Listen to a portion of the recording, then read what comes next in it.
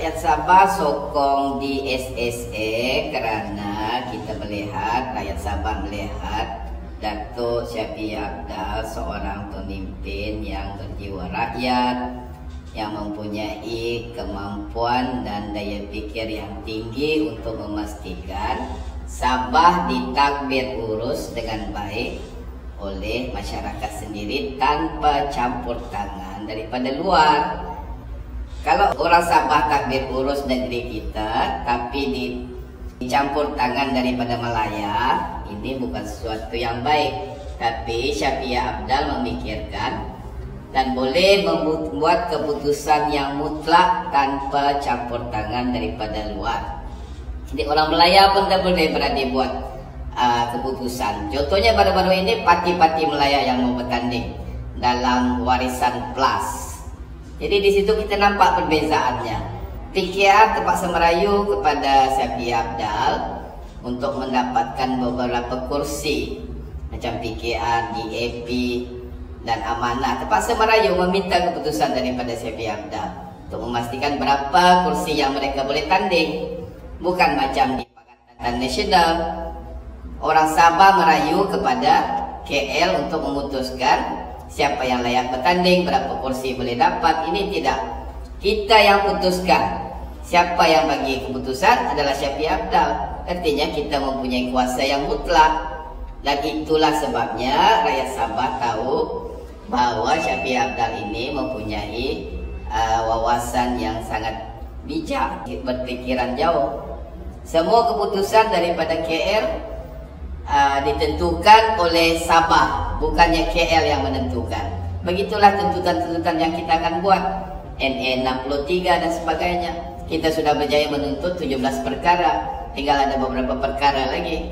Jadi ini menunjukkan kepada rakyat Sabah bahwa pemimpin yang betul-betul mempunyai cita rasa jiwa anak Sabah itu adalah Syafiee Apdal.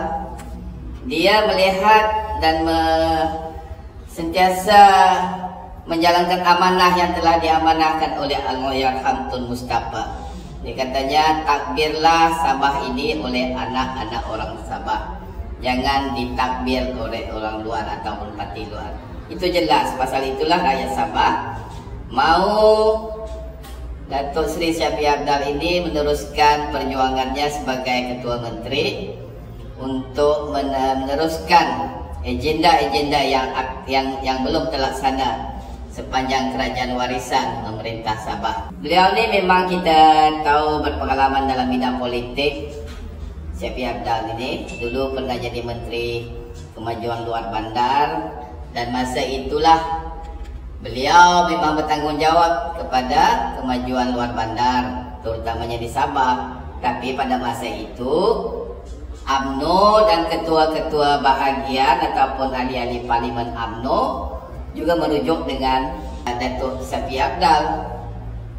Jadi kebanyakan projek yang disalurkan melalui Kementerian Luar Bandar dimonopoli oleh pemimpin-pemimpin UMNO juga.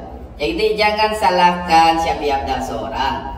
Kalau kawasan-kawasan lain itu tidak membangun, artinya itu tanggungjawab ketua pemimpin-pemimpin di Sabah, yaitu ahli-ahli parlimen UMNO yang bertanggung jawab dengan kawasan masing-masing. Ini tidak, apabila ada projek masing-masing berebut. Yang kaya kita lihat pada masa UMNO, pemimpin-pemimpin di peringkat bahagian dan orang-orang yang berkepentingan dengan pemimpin, kroni-kroni. Tapi masalah rakyat tidak selesai. Projek banyak disalurkan, tetapi cara pelaksanaan projek itu masih banyak ketirisan. Peruntukan yang perlu diperuntukkan itu cuma lebih kurang 30 hingga 40% saja sampai ke peringkat akar umbi. Selebihnya itu dimasukkan poket kepada pemimpin-pemimpin. Itulah kerja UMNO. Pasal itulah banyak pemimpin-pemimpin daripada UMNO yang sedar sudah meninggalkan parti UMNO dan keluar daripada UMNO untuk menyertai Datuk Syafiee Apdal ini. Ini nampak jelas. Kita tahu siapa yang banyak monopoli projek pada masa UMNO dulu. Ramai yang pemimpin-pemimpin UMNO kaya raya. Itu dapat dilihat di semua peringkat. Jadi pasal itulah kebanyakan pemimpin-pemimpin yang meninggalkan UMNO ini ingin berjuang bersama Syafiee Apdal ini. untuk memastikan perjuangan dan hal yang tujuh, parti warisan itu sentiasa memberikan manfaat yang lebih utama kepada rakyat. Jadi itulah kalau disalahkan Datuk Syafiee Apdal saja semasa menjadi menteri, bukan tanggungjawab beliau. Ini adalah tanggungjawab pemimpin-pemimpin UMNO pada ketika itu. Jangan disalahkan, sebab peruntukan yang dihadirkan melalui Kementerian Luar Bandar adalah sama rata kepada semua pemimpin-pemimpin UMNO, termasuklah Ketua Menteri Sabah pada ketika itu. Jadi pelaksanaan itulah yang seharusnya dipertikaikan. Pelaksanaan itu sepatutnya memberi manfaat 100% kepada rakyat akar umbi.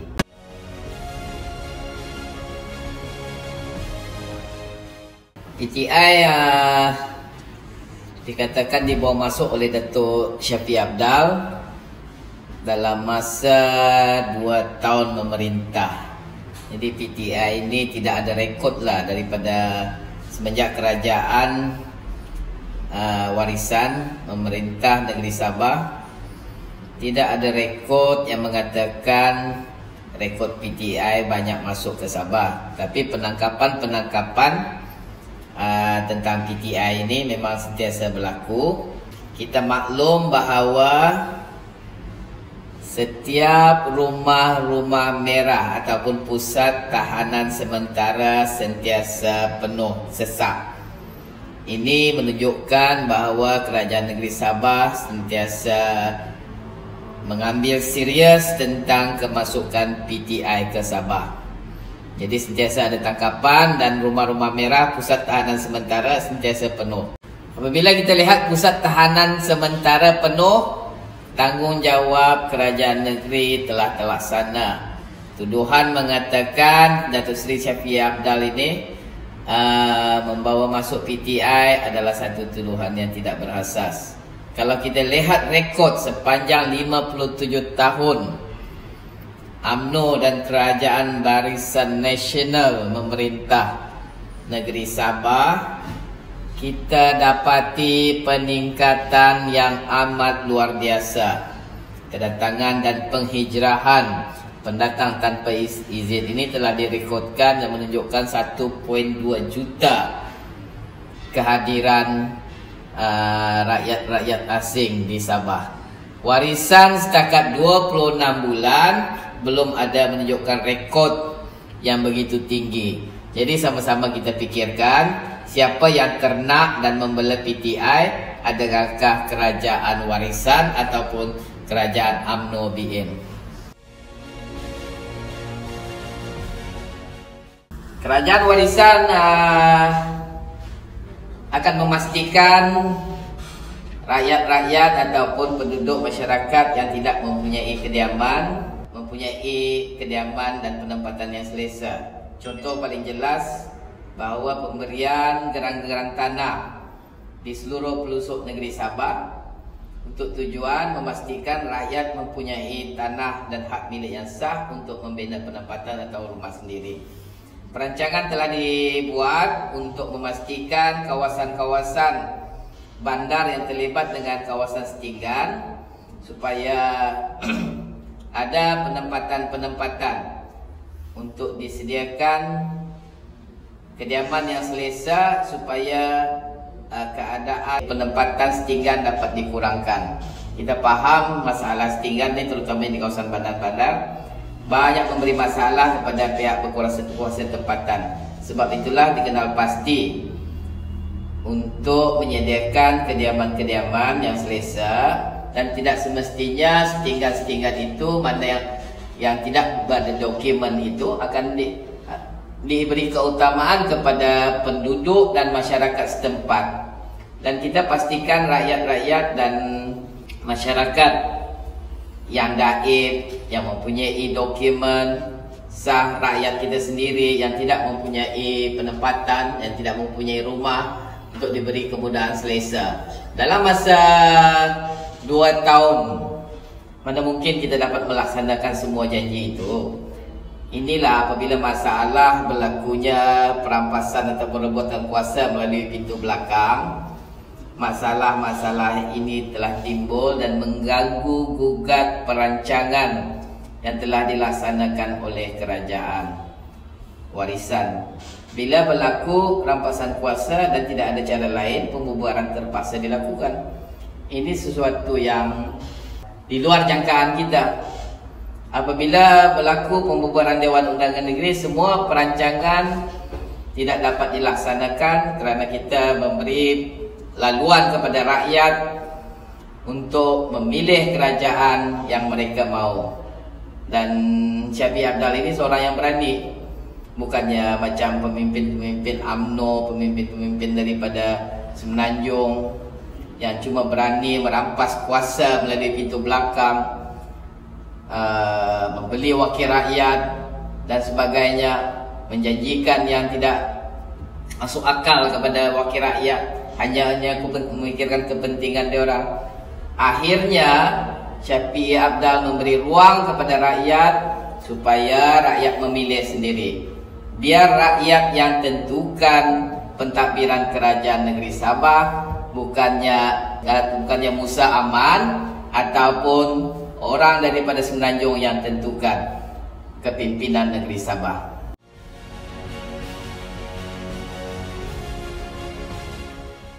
Syafiee Apdal tidak pernah berjalan sana berjalan sini tanpa ada urusan dan tujuan. Dia takbir di kerajaan negeri dan pergi melawat kawasan. Bukannya jalan sana jalan sini dengan tangan kosong. Jadi urusan Syafiee Apdal ni di pejabat pentadbiran kerajaan negeri. Beliau juga adalah wakil rakyat Senalang dan ahli parlimen sempurna. Tugas-tugas beliau sebagai ketua menteri terpaksa bergerak ke sana ke sini untuk berjumpa rakyat, bukan dengan janji kosong, kasih dokumen dan sebagainya. Perjumpaan bersama rakyat ini perlu. Tiap-tiap pemimpin di mana-mana saja akan kembali kepada rakyat, karena wajib berjumpa dengan rakyat di kawasan-kawasan beliau, terutamanya kawasan Dewan Undangan Negeri beliau sendiri dan ahli parlimen sendiri. Dan terpaksa juga beliau menanggung amanah sebagai pemimpin untuk seluruh negeri Sabah. Tidak kira di mana pelosok, beliau akan pergi untuk memastikan inilah pemimpin yang baik, berjumpa rakyat ke sana ke sini, menerima dokumen daripada rakyat, menyampaikan dokumen kepada rakyat, terutamanya geran tanah. Bukan macam pemimpin-pemimpin dahulu susah untuk berjumpa rakyat. Kalau mau jumpa rakyat mesti ada di acara keramaian, mesti mau diramai-ramaikan, mesti mau ada bunga manggar. Kalau tidak ramai orang datang, mereka tidak mau datang. Dia orang mau pastikan ramai dulu orang datang, baru dia orang datang. Tapi Syafiee Apdal ini tidak kira ramai atau tidak, dia akan turun jumpa. Yang penting dia berjumpa rakyat dan mendengar keluhan, rintihan rakyat dan sampai dengan beliau. Ini barulah pemimpin. Bukan macam pemimpin-pemimpin yang lain. Mau pastikan ramai dulu baru mau datang. Ini buat apa? Mau melihat orang ramai. Sepatutnya pemimpin kena pergi berjumpa, dah kira lah ramai, dah kira di mana. Jumpa rakyat ni bukan semestinya di pejabat. Kena pergi masuk kawasan, tinjau apa masalah rakyat. Itulah pemimpin. Jadi soal kemana-mana itu adalah peranan sebagai pemimpin tertinggi negeri. Dia kena layan semua kawasan, dia kena pergi jumpa semua orang, tidak kira apa bangsa. Inilah pemimpin yang disukai oleh rakyat Sabah.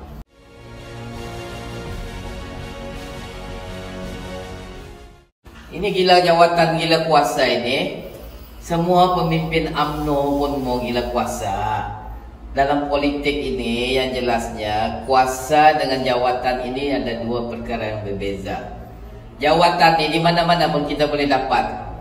Jadi pemimpin masyarakat, ketua kampung itu pun jawatan.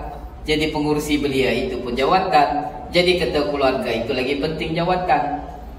Kuasa, ada orang terdapat bezakan antara gila jawatan dengan kuasa. Kuasa ni apabila dapat, segala-galanya boleh dibuat. Macam baru-baru ni rampasan kuasa cuba dibuat oleh Musa Aman. Itu gila kuasa namanya. Syafi'i Abdal tidak ada rekod untuk merampas kuasa. Dia menggunakan laluan mudah, laluan saluran rakyat untuk mendapatkan jawatan dan kuasa. Jadi itu perkara berbeza. Nampak sangat mana yang gila kuasa dan mana yang mau jawatan. Yang mau jawatan ini adalah mau menjadikan dirinya sebagai hamba kepada rakyat jelata, khususnya rakyat Sabah. Yang mau kuasa adalah orang yang mau jadi raja, jadi sultan dan sebagainya. Ingin menggunakan kuasanya untuk menakluk dan mengambil segala apa yang ada di negeri Sabah ini untuk kepentingan mereka. Pasal itulah Musa Aman pun berani keluar berjuta-juta ringgit untuk beli wakil rakyat. Pasal untuk kuasa. Syafi'i Abdal tidak mau beli wakil rakyat, sedangkan dia boleh buat. Apa guna kita ada wakil rakyat yang dibeli, yang dilompat, tetapi apabila kerajaan tidak stabil, perkara yang sama juga berlaku. Ada orang yang ada kuasa untuk membeli, jadi akan berlaku lagi lompatan dan sebagainya. Sampai bila negeri Sabah akan ditakbir oleh orang-orang yang gila kuasa, yang sanggup menggunakan harta, yang sanggup menggunakan uang berjuta ringgit untuk membeli wakil rakyat hanya semata-mata untuk kepentingan dia. Jadi wakil rakyat yang dibeli ini pun rakyat nilai. Dia menggunakan kedudukannya yang diangkat oleh rakyat dan menjadikannya bernilai berpuluh-puluh juta, akhirnya melompat hanya untuk memikirkan kepentingan dirinya. Rakyat menilai. Pasal itulah Syafi'i Abdal berani membubarkan Dewan Rakyat.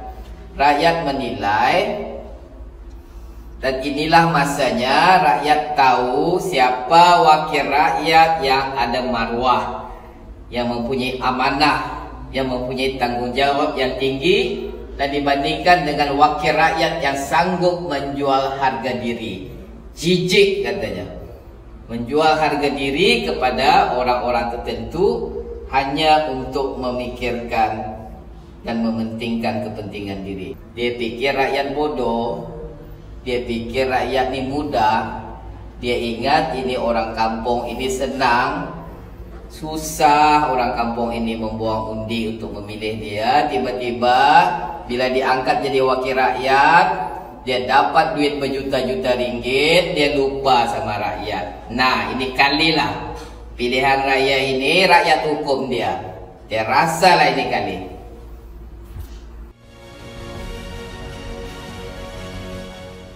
Mana punya bukti Syafi'i Abdal bagi dokumen untuk orang-orang Abu Sayyaf untuk serangan bersenjata?